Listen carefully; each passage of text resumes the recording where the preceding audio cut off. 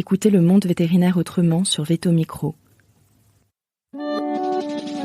Bonjour, je suis Sophie Wilforn, vétote multicasquette, et je me suis fixée comme mission l'amélioration du quotidien des vétérinaires.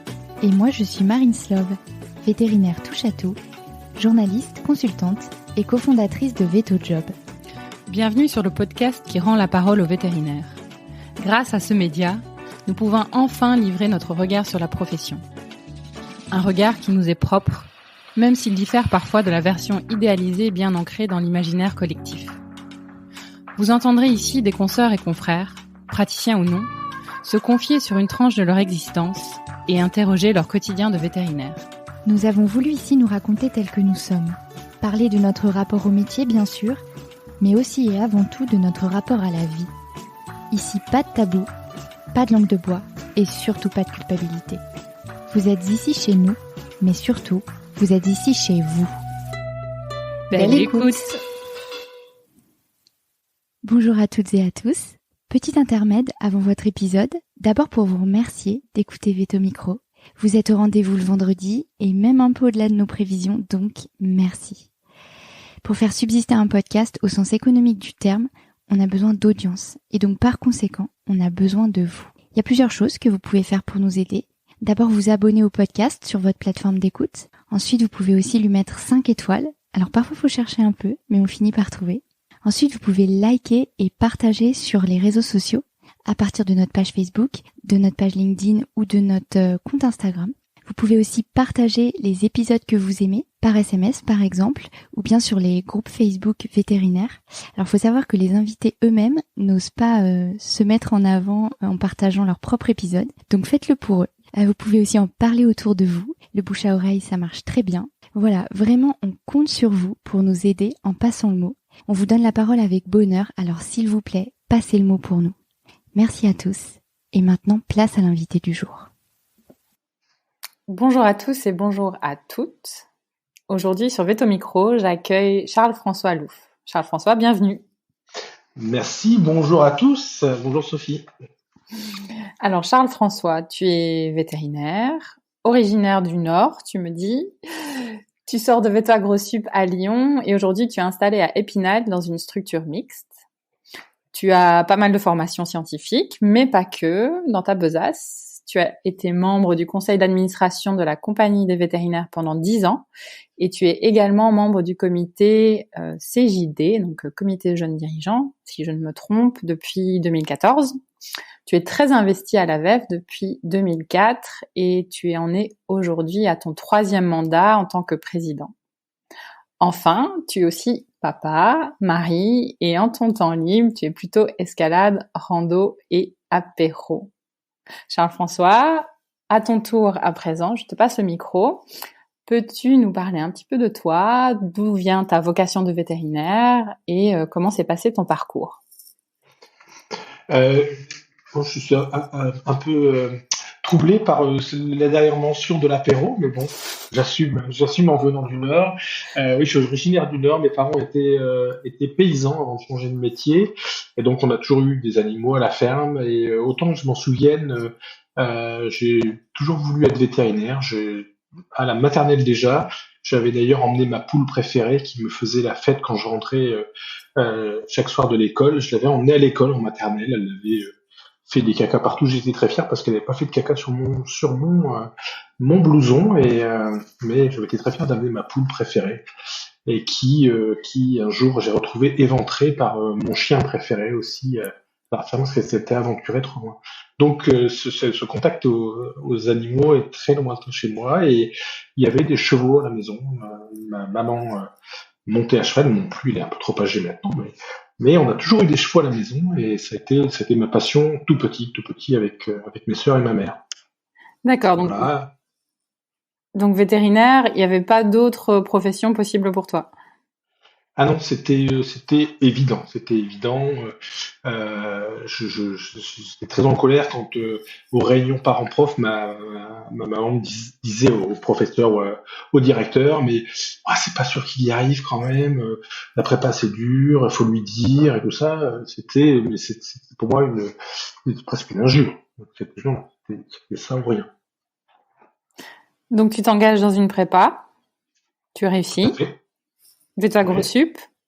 ouais. Enfin, ENVL à l'époque, hein, parce que c'était avant. Et après, qu'est-ce qui se passe? Tu sors de Lyon? Je sors de Lyon et puis j'avais envie de faire de l'enseignement et puis j'avais envie, à l'époque, nos écoles n'étaient pas aussi riches d'expériences, et notamment en équine, qu'ont la chance maintenant, nos jeunes futurs consoeurs et confrères, de pouvoir avoir accès, d'y avoir accès. Donc j'ai décidé de faire un internat à Saint-Hyacinthe. J'avais été 2 fois en stage d'été pendant 2 mois, et donc je postulais à l'internat en équine à Saint-Hyacinthe. Donc ça, j'ai oublié de le mentionner dans ma petite bio que je t'ai envoyée, mais voilà, ça a commencé par cet internat à Saint-Hyacinthe, ma vie de vétérinaire équin. Et j'avais même postulé après une résidence en médecine interne à Londres, et j'ai été un peu déçu par le milieu universitaire que j'avais trouvé là-bas, donc j'ai laissé tomber cette option-là. En plus, étant marié à l'époque,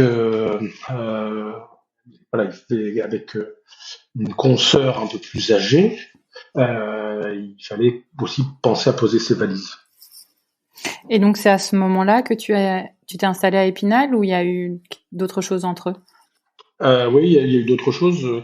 On a commencé par travailler dans l'Ain et en Haute-Savoie. Alors pour ma part, en pratique mixte avec rural équine, avec un tout petit peu de canine me concernant.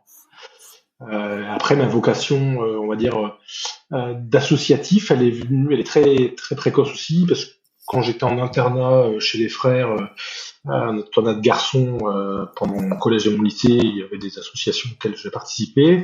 Et à l'école de Lyon, j'ai été président de la junior entreprise de l'école de Lyon, qui s'appelait ESSE vétérinaire. On faisait des études pour les laboratoires, mais aussi, grâce à un brillant redoublement de ma première année, j'avais intégré Poulot. Je vais raconter toute l'histoire. J'ai intégré le concours. Je me suis un peu lâché en première année parce qu'il y a eu l'organisation du stand de la profession vétérinaire. À l'époque, chaque école, chaque bureau des étudiants organisait chacun son tour le stand de la profession au centre de l'agriculture. J'ai ardemment participé à ça avec un super magazine qu'on avait publié à 100 000 exemplaires. C'était une aventure extraordinaire. Donc je me suis un peu dispersé dans ma première année. J'en ai fait une deuxième première année et où j'avais 2 matières à rattraper, la pharma et la lime. C'était assez cool, donc j'ai décidé d'organiser les premières et les uniques journées lyonnaises de médecine vétérinaire au bord du lac d'Annecy, au Pensière chez Charles Mérieux, que j'ai eu l'honneur de rencontrer. Et on avait organisé dans un site flambant neuf 2 jours de congrès de médecine et de chirurgie du cheval. Donc voilà, la VEF à ce moment-là était encore assez light au niveau proposition de formation. Ça, c'était au début des années 90.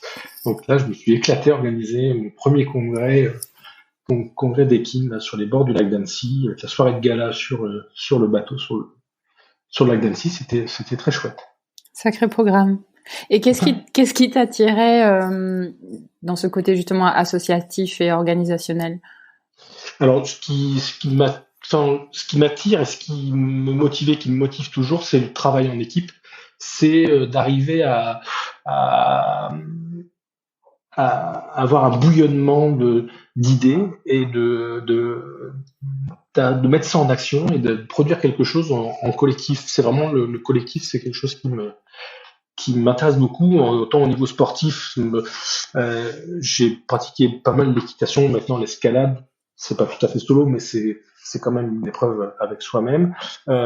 Autant dans le reste, c'est vraiment le collectif qui m'anime, que ce soit professionnellement à la clinique ou maintenant au sein de la VEF ou par le passé dans les associations auxquelles j'ai participé. Parce que oui, ça c'est quelque chose que tu as retrouvé également évidemment dans le conseil d'administration de la compagnie des vétérinaires et puis t'es encore membre aujourd'hui, c'est ça, du comité jeune dirigeant du CDJ? Au CJD, ouais, je suis encore CJD, ouais. membre de la section d'Épinal. C'est aussi un collectif où là, c'est orienté management business. Voilà, je suis dans le bureau, je participe à toute la partie communication. Donc, j'ai beaucoup appris une consoeur à Roissy la dernière fois. Donc, j'applique des choses pour la commission d'Épinal, au CJD. Mais oui, c'est le partage. C'est quelque chose qui me nourrit et puis que j'essaye en prenant de la présidence là, de la VEF, c'était un peu moins un challenge. Jean-Yves avait placé la barre assez haut, Jean-Yves Gauchon, mon prédécesseur. Du point de vue politique, c'était un aspect qui est pas pour moi une affection première, mais on y prend goût et puis il fallait porter ça et donc vraiment le fait d'avoir pris ce rôle-là, c'était pour rendre un peu tout ce que je reçois et que j'ai reçu, ce que je reçois encore dans les associations auxquelles je participe, quoi. Très bonne transition. Du coup, comment est-ce qu'on devient président de la VEF? Parce que tu y es depuis 2004. Raconte-nous un peu tout ça. Alors, je suis rentré en 2004, c'était au congrès de Pau.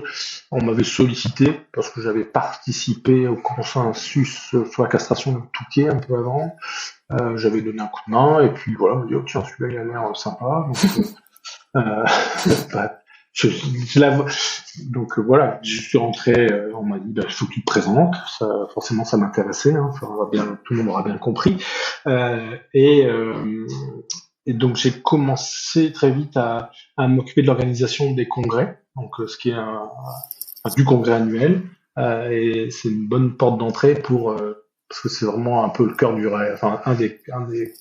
un des moteurs de la VEF, hein, pas le cœur du réacteur, mais un des moteurs de la VEF, donc pour appréhender les contacts avec tous les partenaires, des intervenants. D'ailleurs après j'ai pris la responsabilité du conseil scientifique et pédagogique. Et après, je suis devenu vice-président. Et après, Jean-Yves a voulu voguer vers d'autres horizons. Il avait déjà fait aussi pas mal de temps à la présidence. Et puis, il m'a refilé le bébé, quoi. Et c'était pour moi un peu un défi parce que le côté politique, c'est quelque chose qui me faisait quand même assez peur. Et finalement, en l'abordant du point de vue défense de la profession, être proactif sur les propositions qu'on peut faire pour évoluer autant que faire se peut la réglementation ou les us et coutumes, voilà, en se disant voilà, on va servir à quelque chose, c'est pas juste de faire de la politique pour de la politique. Voilà, ce que je veux, c'est encore une fois apporter à la profession qui m'est chère. Tu avais des attentes en particulier par rapport à ce poste? Oui, beaucoup d'attentes.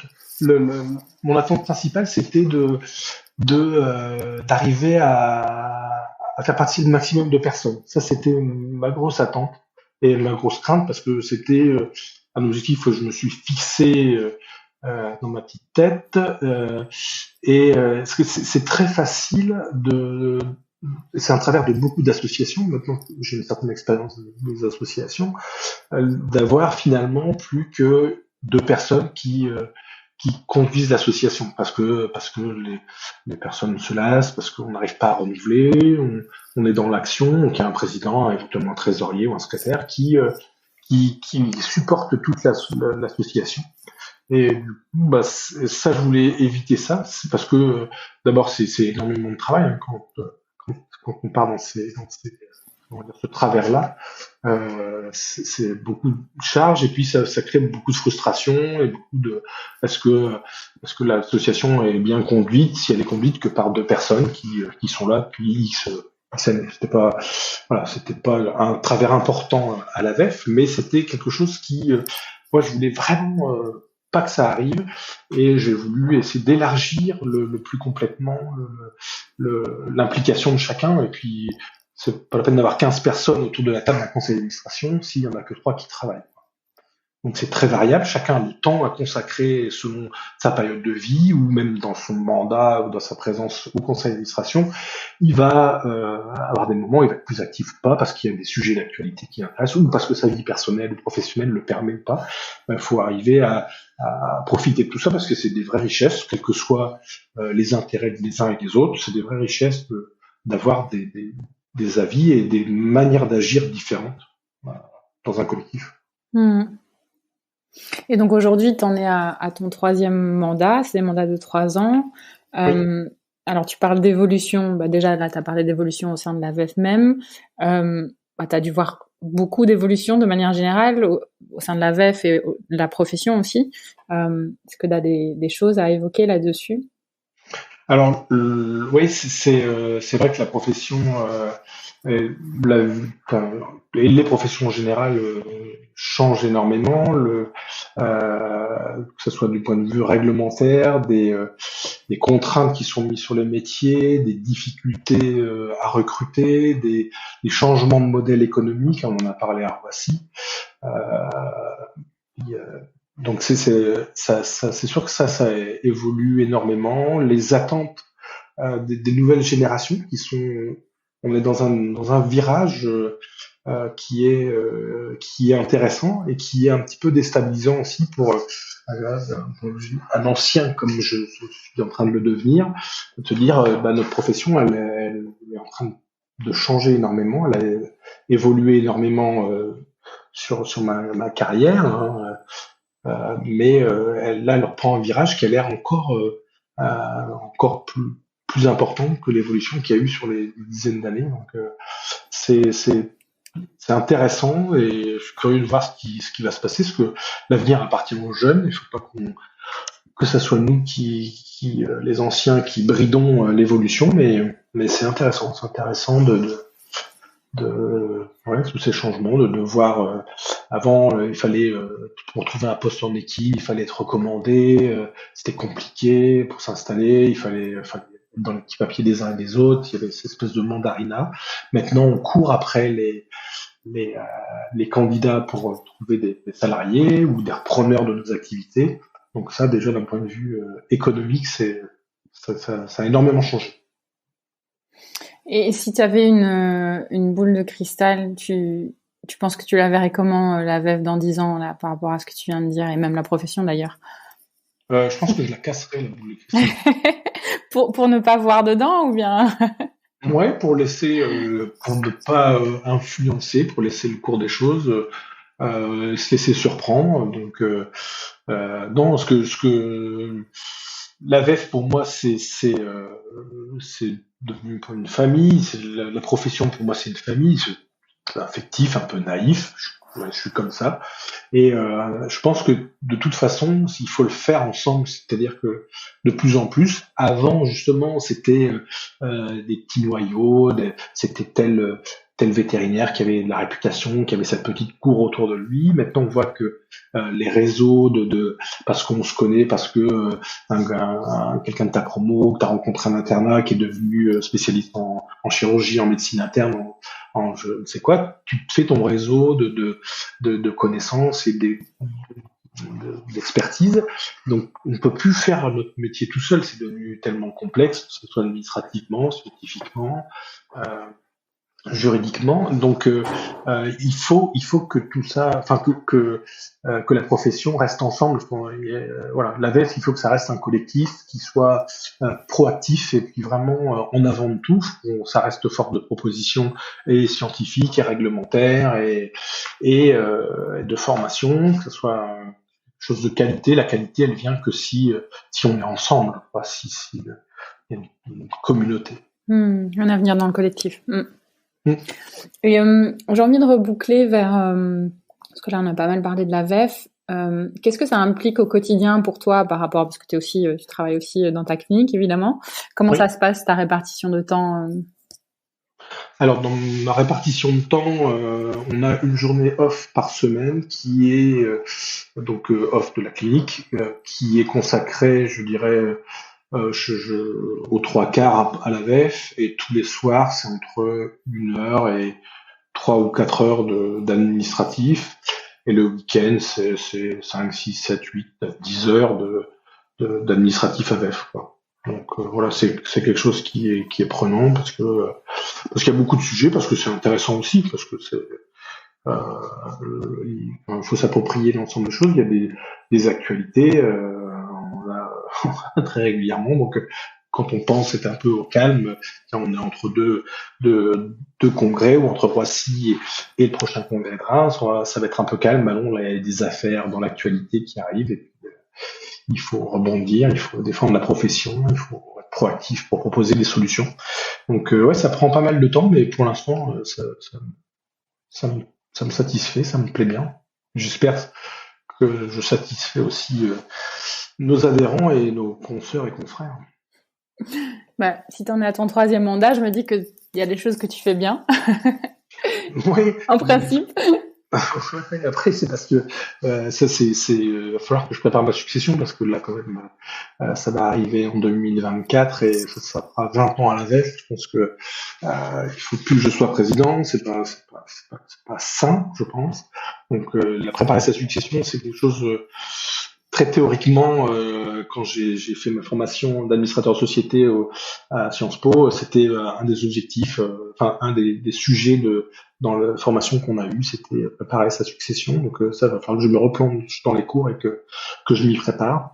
Donc ouais, il faut. Ce que je fais bien aussi, c'est que l'avantage, c'est que je suis pas un écoin pur et que je suis dans les Vosges. Donc je suis peut-être moins en compétition, je peux prendre un peu de distance sur des sujets qui pourraient être concurrentiels. Donc ça, c'est peut-être aussi un avantage qu'avait aussi Jean-Yves, d'être excentré et mixte. Donc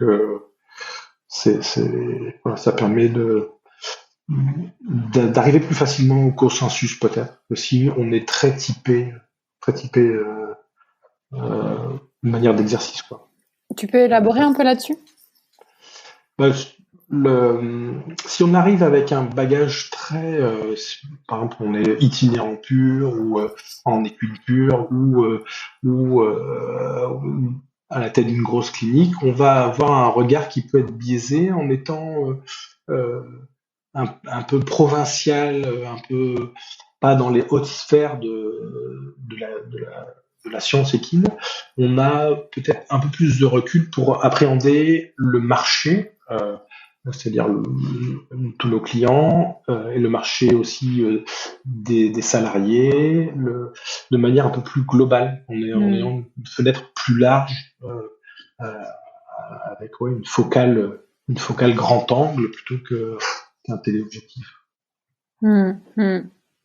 Plus de recul et un point de vue plus varié et plus de diversité. Oui. Je comprends bien. Et donc, si succession, ça veut dire suite pour toi, ça veut dire quoi? Suite pour moi, ça veut dire quand même un tuilage, c'est-à-dire ne pas quitter le conseil d'administration tout de suite, mais rester 1 an, 2 ans, et puis faire la place aux jeunes, être encore investi à la VEF, mais sur des sujets qu'on voudra bien me confier ou pas. De toute façon, je pense qu'il y a une certaine hyperactivité chez moi qui se nourrira de quelque chose, en tout cas. Et je reboucle encore une fois sur une autre chose que tu as mentionné, cette idée de ton objectif, un des objectifs qui était vraiment de faire participer un maximum de personnes. Il y avait d'autres objectifs que tu avais en tête ou que tu as en tête aujourd'hui, que tu as envie d'implémenter là avant la suite? Alors, on va dire plus précisément, enfin pas plus précisément, mais sur des sujets plus précis. Il y a notamment, nos confrères et consoeurs, sont pas mal sous pression du côté administratif, et notamment sur la rédaction des ordonnances. Ça, c'est quelque chose qui pèse dans la vie de tous les jours de nos consoeurs et de nos confrères. Et on est un peu mis à l'index.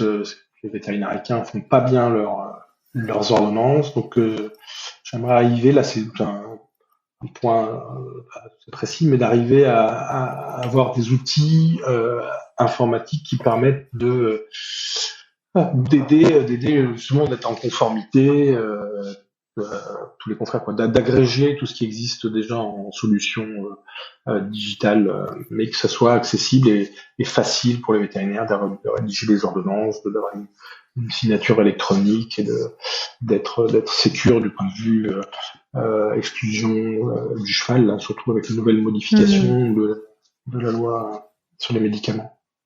Donc ça, c'est un point, on va dire, juridique, réglementaire, politique, ou je sais pas, mais en tout cas, Un gros dossier, quoi. T'aimerais un bien. gros dossier, ouais, avec Mm. Calypso qui arrive là, avec la remontée de tous les antimicrobiens, qu'il va falloir remonter, quoi. Et tu as parlé tout à l'heure de un peu ta crainte du côté politique.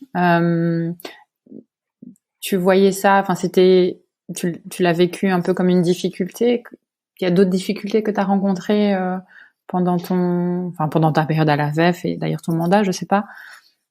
Ouais, alors c'était une crainte. Ma crainte, c'était surtout la politique politicienne entre guillemets. Et si on l'a fait d'un point de vue technique, voilà, on l'a fait pas pour réseauter ou on l'a fait en présentant des projets et en travaillant des dossiers. Et ça c'est productif. Après, ma crainte, c'était effectivement de ne pas arriver à générer un collectif. Ça c'était ça s'est pas fait tout de suite, donc ça a été voilà, il a fallu qu'il y ait quelques changements, bouleversements, je sais pas, mais en tout cas il a fallu quelques années pour arriver à avoir un collectif et avoir un peu que l'émulsion prenne, quoi. Après, il y a eu dans les périodes difficiles le début de la période Covid avec le confinement, qu'est-ce qu'on a le droit de faire et pas faire, et les confrères qui ne voulaient rien faire, et les confrères qui voulaient faire des choses. On a été tiraillés et malmenés. Et là, je remercie énormément Laurent Mangold, un de mes vice-présidents, pour son soutien à ces périodes-là, parce que c'était vraiment pas facile de choisir.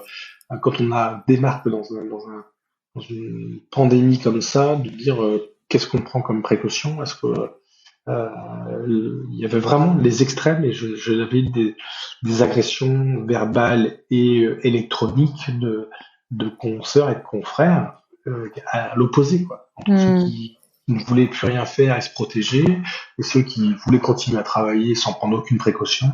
C'était compliqué, mais c'était ça aussi une très forte expérience. C'était difficile, très difficile, mais on avait des réunions tous les jours. Et puis cette pression de tous les adhérents ou non adhérents d'ailleurs, de tous les vétos. C'était dur, mais c'était très instructif. Ouais, je peux imaginer, oui. Surtout que ce genre de réaction, c'est souvent gouverné par la peur, quel que soit l'extrême, et du coup, c'est un détachement un peu du raisonnement, et donc, j'imagine que... Et là, tu découvres aussi les personnes, quoi. C'est-à-dire que tu te dis, on n'est pas dans la guerre, mais on peut imaginer ce qui se passe en temps de guerre, quoi. J'espère que les événements en Ukraine ne nous atteindront pas, mais oui, je l'espère aussi. Et est-ce qu'il y a des choses que tu as apprises pendant cette période à la VEF qui t'ont permis de progresser, ou des choses que tu as appliquées sur le terrain en clinique, par exemple? Oui, je sais pas, j'ai progressé énormément dans le management d'équipe, quoi. Je sais pas comment il faut l'appeler, sur le leadership, sur le je sais pas quoi. Mais j'ai appris à plus déléguer. Je pense qu'avant, je voulais emmener, j'avais le même état d'esprit, mais en déléguant moins peut-être, en aidant plus les gens, et finalement en laissant faire les gens, même si c'est pas parfaitement comme toi tu l'avais imaginé, ou que le résultat met plus longtemps à arriver et tout ça, c'est parfois, pas parfois, mais souvent il y a des bonnes surprises parce que ça s'est passé comme il faut, mais finalement il y a une autre solution qui est apparue, où tu révèles des personnes qui prennent confiance et qui vont faire des trucs incroyables.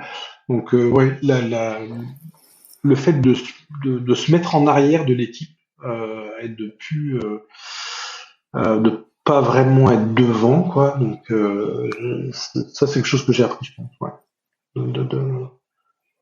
Ça c'est un enseignement fort. Puis je pense que c'est aussi lié à l'âge, parce que à un moment donné t'as pas envie de tout faire, je sais pas, mais en tout cas, mais t'apprends à plus déléguer et à plus emmener les gens différemment. Ouais, ça marche bien, c'est sympa.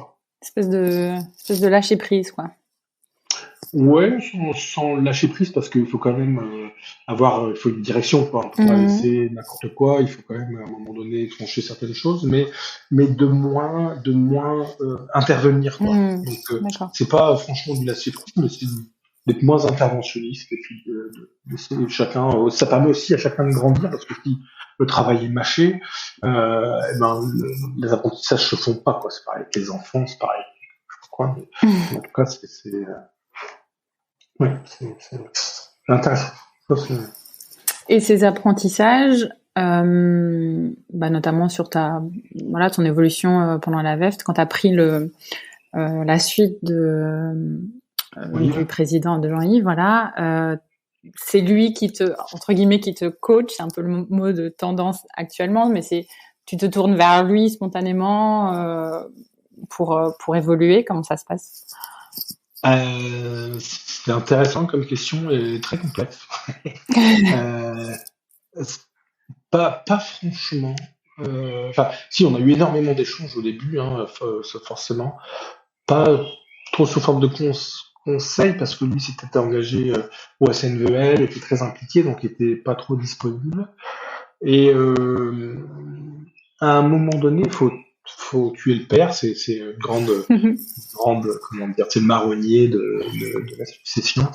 Alors je sais pas, je pense pas l'avoir tué, il est toujours membre actif du conseil d'administration et très impliqué dans les dossiers de la filière équine. Mais il faut quand même s'en détacher, quoi. C'est-à-dire qu'on peut pas. Il faut apporter sa patte aussi. Il faut faire évoluer les choses. C'est pour ça que il faut que je parte parce que il faut que la VEF elle change, quoi. J'ai donné un certain mouvement dans un sens. Il est certainement pas fait pour durer. Donc oui, il faut passer la main. Et je pense que j'aurai plaisir à soutenir ma successrice ou mon successeur, mais en étant le moins interventionniste possible, quoi. Voilà. Je pense que après, faut vraiment être libéré il faut faire les choses comme on l'entend, comme prendre tous les conseils qu'il faut des personnes qui sont expertes sur le sujet qu'on est en train de traiter à ce moment-là, mais il faut vraiment avoir les coups des franches, quoi, et pouvoir dire on va faire comme ça. Et si tu avais un conseil à donner à la jeune version de Charles-François Louf au moment où il s'intéressait, il commençait à rentrer dans la VEF, tu lui dirais quoi? Je sais pas, je dirais amuse-toi et c'est ce que j'ai fait. Et puis il faut avoir confiance aussi, faut avoir confiance, faut oser. Ça c'est quelque chose qu'on apprend aussi quand on fait l'apprentissage sur les administrateurs de société, c'est d'oser donner son avis, même si il peut être divergent, même si on peut se tromper, mais il faut oser donner son avis. Et peut-être j'ai été trop sur la réserve, je suis assez bavard et tout ça, mais il y a des fois où j'aurais pu donner mon avis, donc là où j'ai pas été un très bon administrateur, parce que j'ai pas donné mon avis, pour être divergent et faire évoluer les choses peut-être différemment. Donc s'amuser puis oser s'exprimer, ouais. Chouette. Et est-ce qu'il y a d'autres choses dont tu aimerais parler aujourd'hui sur ce podcast? D'autres choses. Oui, j'ai envie de dire, j'ai eu une expérience pour un peu, parce que pour pas s'ennuyer, j'ai été admis au conseil d'administration de l'école d'Alfort. Mon but étant de la rendre aussi bonne que l'école de Lyon. En fait, pas vrai. C'est une petite pique pour les Alforiens. Tout le monde connaît la différence entre Dieu et un Alforien. On ne fera pas la blague. Non, je la connais pas. Ah, tu la connais pas? Non, je la connais pas. T'es obligé de la dire. Je suis obligé de la dire. Ouais. Dieu se prend pas pour un Alforien. Elle est facile.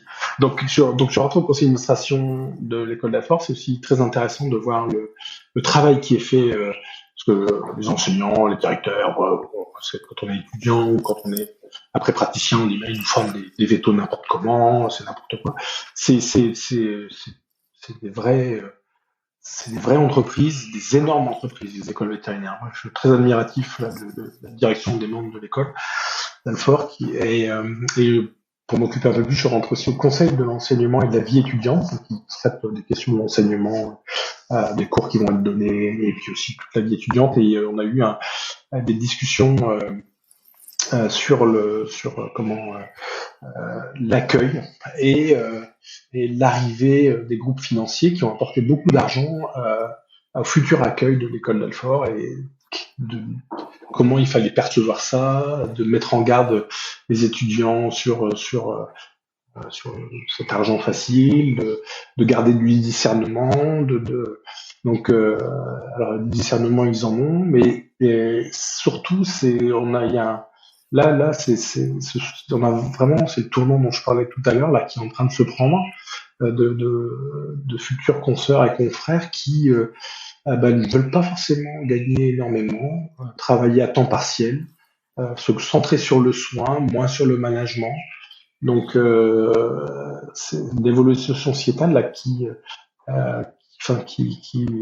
vont imprimer à la profession, et ouais, ça c'est vraiment, je suis curieux de voir ce que ça va donner, parce que la profession depuis des siècles, les années, elles sont toujours sur rebondir, et donc ça rebondira forcément. Je suis très curieux de voir comment ça va évoluer. Et, alors, il y a beaucoup de grands sages de notre profession qui vont donner leur avis sur comment ça doit être, si l'indépendance, pas l'indépendance, quel degré d'indépendance, quel type de médecine, est-ce qu'il faut déléguer des actes ou pas, et donc on va prendre des règles et des décisions dans ces sens-là, mais aussi il faut laisser un peu la profession évoluer avec nos futurs consoeurs et confrères. Donc ça c'est un sujet qui m'interpelle. Au début je me dis et attention, il faut qu'on reste des vrais libéraux, et maintenant de toute façon ça ne m'appartient plus selon ce que nous réserve nos futurs gouvernements dans 12-15 ans, je serai hors circuit, ou peut-être avant. Et donc, il faut pas en avoir peur, ça se fera, et ça c'est là où la boule de cristal dont tu parlais pourrait être utile, mais non, j'ai envie de garder, ce serait trop facile, et j'ai envie de garder cette curiosité et cette petite frustration de voir ce qui va se passer, quoi. Laissez faire un peu les choses. Et du coup, comment ça se passe au conseil d'administration? Vous faites un peu le point, l'état des lieux sur justement sur cette évolution dont tu parles, et vous essayez d'implémenter des enseignements particuliers pour encadrer les nouvelles générations. Comment ça se passe? Alors, conseil d'administration, on parle des sujets quand il faut prendre des décisions, si ça doit impacter la profession un peu directement, on va dire immédiatement ou plus ou moins immédiatement. Et après, on a quand même une valence management qu'on essaie de mettre en avant, et puis on a une commission qui vient de naître sous l'impulsion de Marc Hasden sur l'éthique et la convivialité. Donc c'est vraiment pour mettre en avant, essayer de trouver des solutions pour la confraternité, la convivialité et l'éthique professionnelle. Donc elle est toute nouvelle, mais c'est un sujet important pour et donner pas que des outils professionnels ou réglementaires à la profession, quoi. Elle garde cette âme de confraternité. Et c'est un sujet parce que tu penses qu'on a dévié un peu de cette trajectoire justement de confraternité aujourd'hui? Non, pas plus qu'avant. J'ai pas l'impression, mais c'est un point de vigilance, quoi. C'est un point de vigilance, et puis peut-être qu'il y a on se rend plus compte de situations de conflit, ou elles sont en tout cas plus médiatisées, comme tout, hein, on est au courant de tout plus vite. Donc, et c'est quelque chose qui, comme toute l'évolution ces soft skills là, on les gère jamais. Toute cette matière, ces enseignements non tangibles, on les avait pas. La relation client, ça vient seulement dans les écoles. La déontologie, l'éthique aussi, ça vient dans les écoles. Il faut aussi que ça fasse partie. On a besoin de formation, ou pas parce que formation c'est quand même très descendant et un peu comment prétentieux, mais en tout cas de lieu d'échange pour trouver le meilleur moyen de vivre professionnellement ensemble. Oui. Avec des applications plus terrain, peut-être. Tu parles de choses très descendantes. Oui, c'est ça. C'est que là, il faut que le but de la commission, tel que l'a imaginé Marc, avec l'aide aussi de Jean-Yves, c'était d'avoir vraiment des échanges d'expériences, de pouvoir parler de ces situations et éventuellement de conflits ou de difficultés, et puis aussi de trouver les moyens d'avoir la convivialité aussi, parce que la VEF c'est une association conviviale. On est réputé dans tout le monde vétérinaire pour nos soirées de gala, soirées conviviales. Donc voilà, il faut aussi que qu'on ait une profession conviviale. Il faut, si on veut garder des jeunes en équine et qui se fuient pas vers la canine ou vers d'autres horizons, il faut qu'on maintienne qu'on enrichisse un état d'esprit de convivialité. Super. Bah écoute, moi j'ai plus de questions. Enfin, si, j'ai encore des questions, mais je pense que je vais quand même arrêter là. Merci pour la richesse de cet échange. C'est fort agréable, fort plaisant. Je sais que je t'ai baladé un peu partout. J'espère que c'était pas trop éparpillé. C'est plus moi qui ai peut-être éparpillé le sujet, mais c'était très agréable de parler, comme toujours, avec toi, qui est toujours plein d'enthousiasme et d'énergie. Et donc voilà, j'espère que parce que ce dont j'ai envie, c'est que ceux qui nous écoutent aient envie, celles et ceux qui nous écoutent aient envie de participer à notre profession ou à une communauté quelle qu'elle soit. C'est important. L'homme est un animal grégaire quelque part. Ouais, on a besoin des uns des autres, ça c'est sûr. C'est ça. Merci beaucoup et merci à nos auditeurs. Merci à toi. Merci à tous et à toutes de nous avoir écoutés et d'avoir jusqu'au bout, j'espère. Bien sûr. Merci Sophie. Merci. À bientôt. À bientôt. Si vous avez aimé cet épisode, n'hésitez pas à le partager à vos amis, à vos collègues, à tous les vétérinaires que ça peut intéresser et ou à lui laisser 5 étoiles. Ça aide vraiment ce podcast à se faire connaître et à se développer. Il me reste à vous souhaiter une très belle journée et surtout prenez soin de vous, de votre famille, de vos collègues et de vos patients.